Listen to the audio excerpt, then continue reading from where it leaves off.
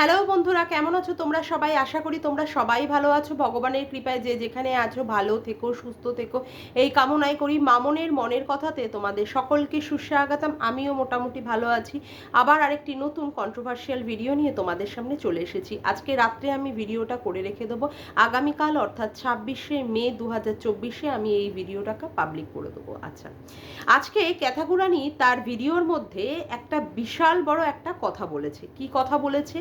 টাইটেলেও অবশ্য ছিল দুপক্ষ যেখানে উপস্থিত কোর্ট চত্বরে সেখানে মিথ্যে কথা বললে তাহলে কি হয়, সেটার নাকি প্রচণ্ড পরিমাণে রাগ হয় এবং তার কাছে নাকি অনেক অনেক এর ব্যাপার নিয়ে নাকি ভিডিও আছে। সে সেইগুলো যদি প্রয়োজনার্থের মানে দরকার হয় সে সেইগুলো তুলে ধরতে পারে। এখন কথা হচ্ছে, সীমাদি গতকাল রাত্রেই একটা লাইভ করেছে এবং যে সমনটা বাড়িতে এসেছিল, যার জন্য সীমাদিকে বাড়ি ওখান থেকে যেতে হয়েছিল, সে উকিলের কাছ থেকে পরামর্শ নিয়ে আমাদের কাছ থেকে সব রিভিল করে দিয়েছে।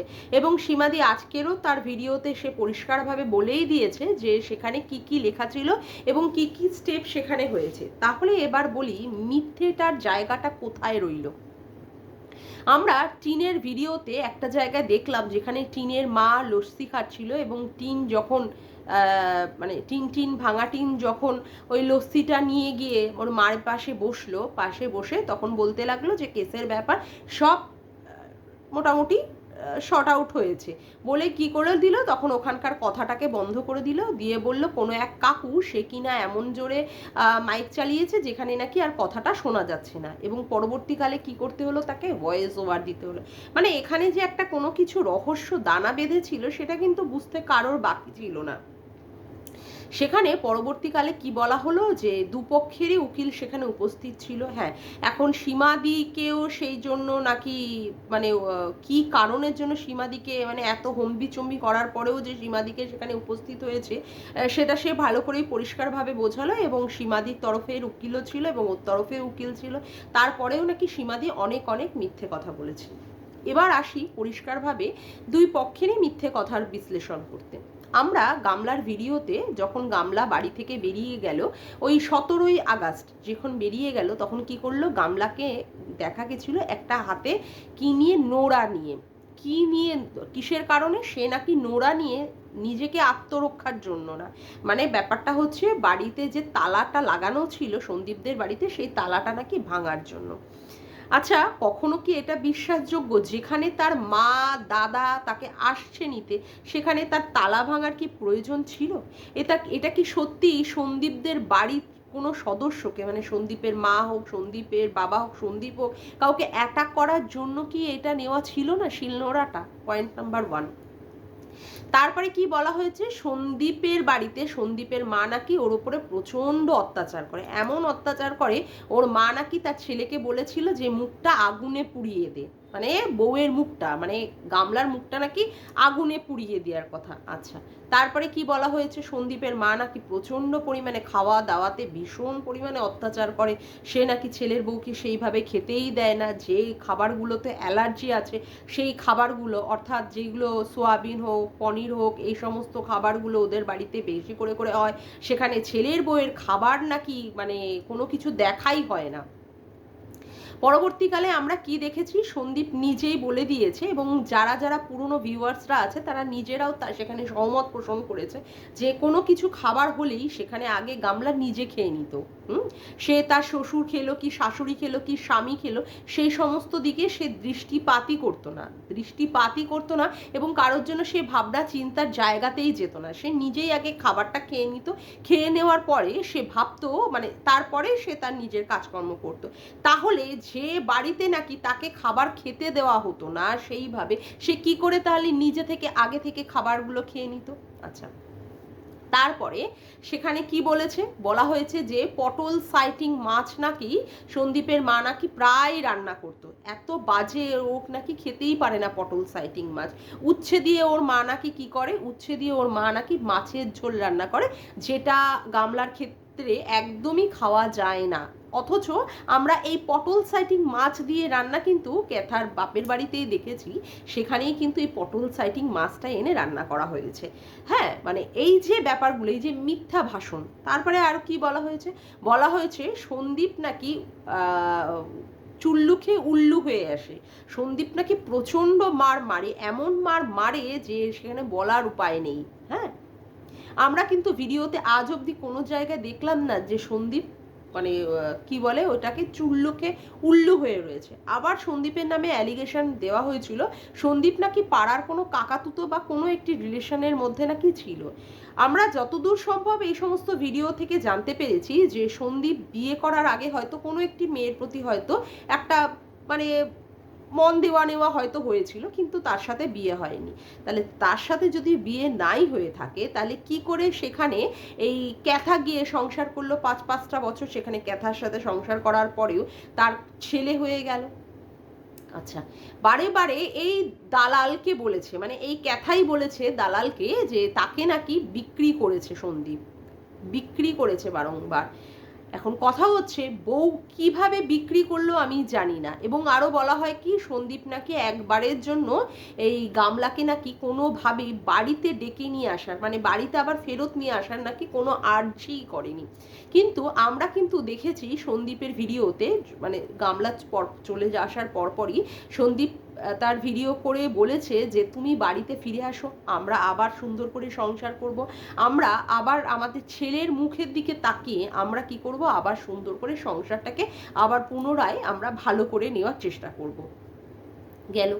এবার কথা হচ্ছে কি, এই যে মেয়েটি যে বারংবার এই সন্দীপদের নামে এত এত মিথ্যে কথা বলছে, এত এত মিথ্যার ঝুড়ি ঝুড়ি, ঠিক আছে, যেই মেয়েটি এত মিথ্যার ঝুড়ি ঝুড়ি বলছে, সে সীমাদির নামে মিথ্যে বলছে না, তারই বা কি প্রমাণ আছে?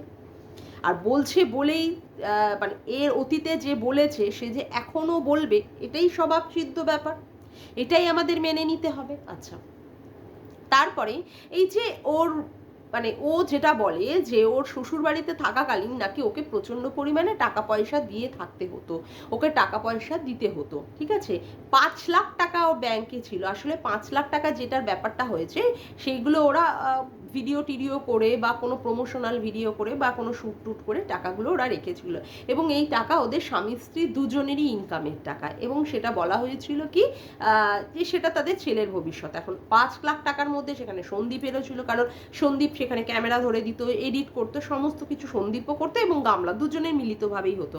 এখন ব্যাপারটা হচ্ছে যে 5 লাখ টাকার হিসাবটা হয়, 5 লাখের মধ্যে কিন্তু 2.5 লাখ টাকা কিন্তু সন্দীপের।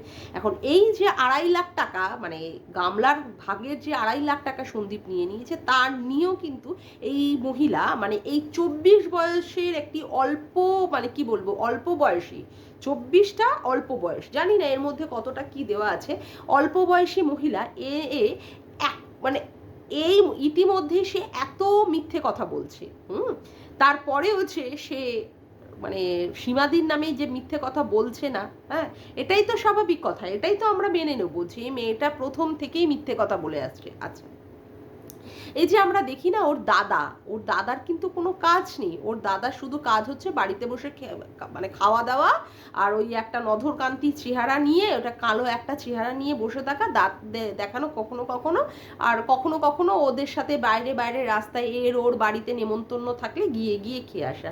এ কি করে কি বলুন তো, আজকে দাদার অমুক জায়গায় ভাড়া আছে, কালকে দাদার অমুক জায়গায় বলে আপনারা মানে আমরা যারা ক্রিয়েটাররা আছি, যারা এই গামলার দাদাকে নিয়ে যেন কথা না বলতে পারি, সেই জন্য এই দাদাকে দেখিয়ে বলে ভাড়া। আদতেও কিন্তু ওর দাদার কোনো ইনকাম নেই, ওর দাদা কিন্তু বাড়িতেই বসে থাকে, ওর দাদার ইনকামে চলে না, সংসারটা একমাত্র চলে কার দ্বারা, সংসারটা চলে একমাত্র ওর বাবার ইনকামের দ্বারা আর গামলার ইনকামের দ্বারা।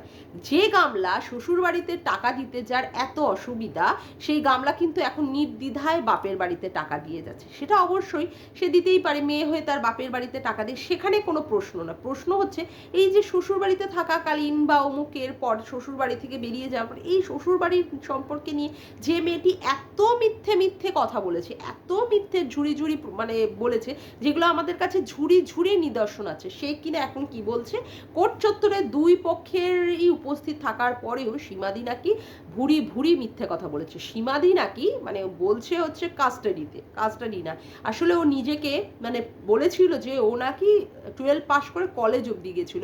যে কলেজ অবধি যায় তার শিক্ষার দৌড় যে কতটা থাকে সেটাও আমরা জানি, এটাও একটা মিথ্যে। এইখানে যে কলেজ অবধি আদৌ পড়াশুনোটাও করেছে কিনা এটাও একটা মিথ্যে, ঠিক আছে। কারণ যে কাঠগোড়াকে কাস্টাডি বলে সেটা তো একটা মিথ্যেই না, কাঠগোড়াকে কাস্টাডি বলবে এবার হয়তো ভুলবশত না। আজকে আমরা ওর ভিডিওতে দেখছিলাম কোনো একটি জায়গায় যখন ওই ঠান্ডার একটা কোল্ড ড্রিঙ্কস, ঠিক আছে, একটা কালারলেস একটা কোল্ড ড্রিঙ্কস এনে ও ঠাম্মিকে দিয়েছিল, ঠাম্মি বলছিল এটা কি বলে চ্যাস নাকি, ও বললো চিজ কি একটা বললো, চিয়ার্স যে কথাটা, ঠিক আছে, চিয়ার্স মানে আনন্দিত হয়ে বা উৎফুল্ল হয়ে আমরা যে শব্দটা ব্যবহার করি চিয়ার্স, সেই শব্দটাকেই বলা হয়ে থাকে, ঠিক আছে, যেটা কিনা সে সত্যিই জানে না। তাহলে একটা কলেজে যাওয়া মেয়ে, কলেজ অবধি যাওয়া মেয়ে যে এটাও জানে না যে কোনো সময় একটা ড্রিঙ্কস নিলে, সে ঠান্ডা ড্রিঙ্কস হোক, সে সফট ড্রিঙ্কস হোক বা হার্ড ড্রিঙ্কস হোক, আমরা তখন কি করি একটা আনন্দের বহিঃপ্রকাশ করি একটা চিয়ার্সের মাধ্যমে, যে সেই কথাটাও জানে না। তো তা সে আদৌ কলেজ অবধি পড়াশুনো করেছে কিনা সে সম্পর্কেও একটা সন্দেহ আছে, মানে এটা তো একটা জল মেশানো, মানে এটাতেও একটা মিথ্যে কথা। সে কিনা বলছে সীমাদি কাঠগোড়ায় দাঁড়িয়েও নাকি সেখানে মিথ্যে কথা বলেছে। এখন বলি যে পুরো টপ টু বাটাম মিথ্যের পুরো মোড়কে আবৃত, ঠিক আছে, যে কিনা পুরো টপ টু বটম মিথ্যের মোড়কে আবৃত, সে সীমাদিকে কিভাবে বলে, আর কোর্ট চত্বরের ভিতরে সে কি করে ভিডিও করলো, এটাও তো একটা মিথ্যে কথা, এটাও একটা মিথ্যে কথা। কারণ কোর্ট চত্বরের ভিতরে কোনো সময় ভিডিও করা অ্যালাউই নেই। সে কি বলছে, সে যদি দরকার হয় সে সেই ভিডিও ফুটেজ আমাদের কাছে তুলে ধরবে। এখন কথা হচ্ছে কি, সেখানে যে সীমাদি বলেছে যে তাকে বিচারপতি বলেছে আবার সেই ইউটিউবার, এই কথাটার মধ্যে কি কোনো মিথ্যে? না, আমার তো মনেই হয় না যে কথাটার মধ্যে। কারণ এই যে ইউটিউবার তার অতীতে মানে তার সন্দীপের সাথে যে কেসটা চলছে, হয়তো সেই ইউটিউবারকেই আবার সামনে আনতে চেয়েছেন বিচারপতি, তার জন্যই হয়তো তিনি এই ধরনের কথা বলেছেন যে আবার সেই ইউটিউবার কিনা।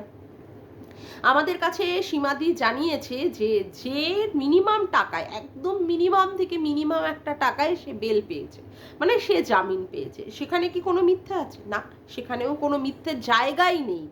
যে জায়গাগুলো তৈরি হওয়ার দরকার সেখানে তো সেই জায়গাগুলোই নেই।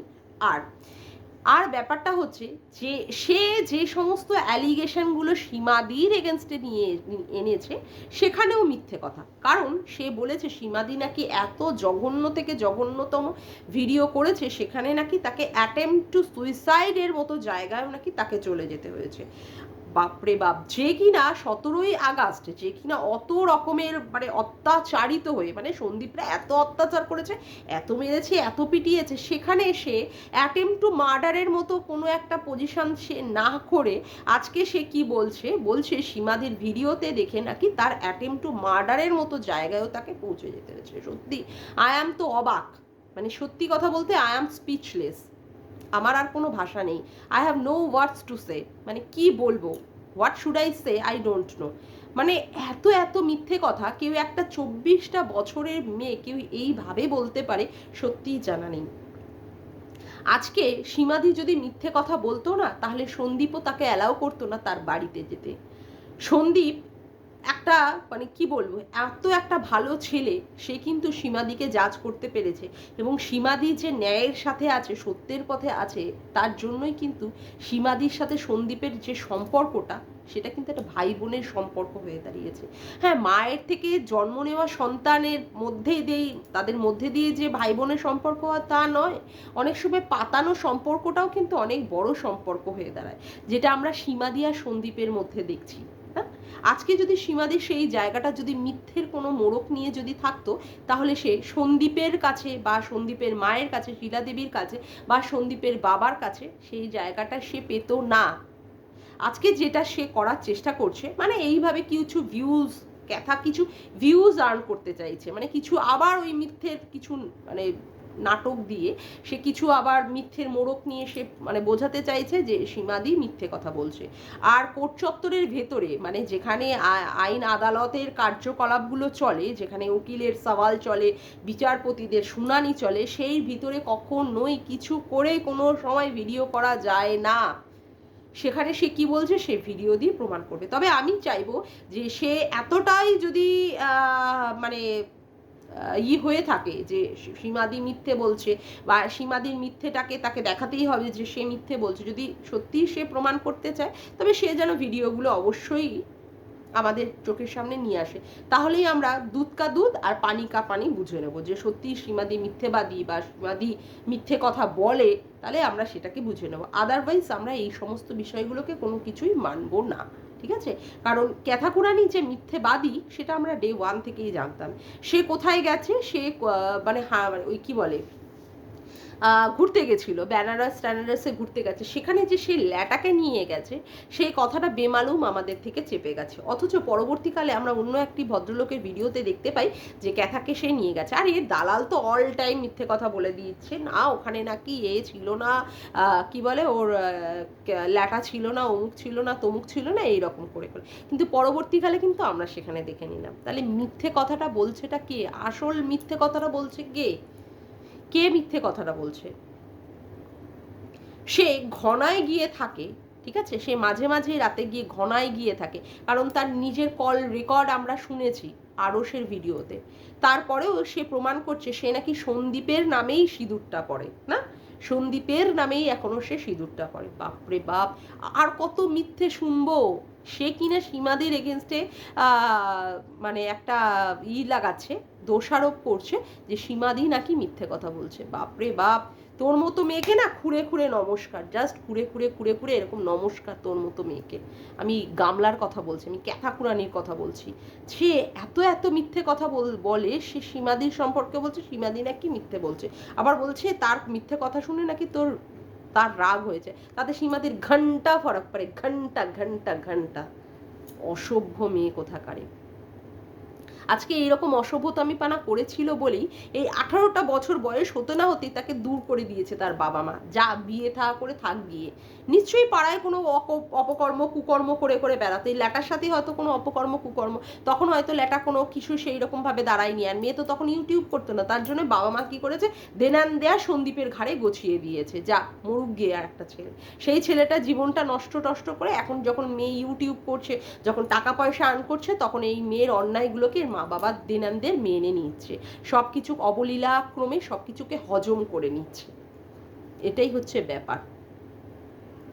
অসভ্যের থেকে অসভ্য মেয়ে। যাকে আজকের মতো ভিডিওটা আমি এখানেই শেষ করলাম। আমার ভিডিওটা যদি তোমাদের ভালো লেগে থাকে তবে অবশ্যই একটি লাইক করো, কমেন্ট করো, শেয়ার করো, আর চ্যানেলটিকে বেশি বেশি করে সাবস্ক্রাইব করে রেখো, আর অল নোটিফিকেশান বেলটিকে অন করে রেখো এরকম নতুন নতুন ভিডিও পাওয়ার জন্য। আজকের মতো আসি বন্ধুরা, আবার দেখা হচ্ছে একটি নতুন ভিডিওর সাথে। Bye, tata.